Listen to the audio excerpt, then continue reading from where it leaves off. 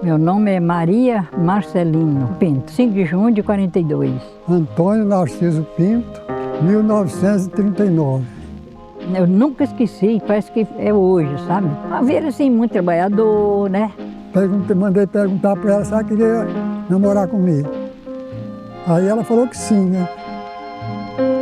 Ei, rapaz, era rijo, viu? Nem na mão não podia pegar. Saí num passeio junto com a mãe dela. A estrada assim bonita, sabe? Aí só ia a mata de lá e de cá, assim, então a gente ficava encantado de ver a mata. Coisa mais bonita, sabe? Verdinho, verdinho, sabe?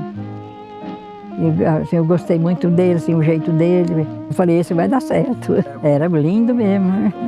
É, ainda é até hoje, né? 66 anos, 2 meses e 5 dias. Tanto de anos que eu tenho de casado, né?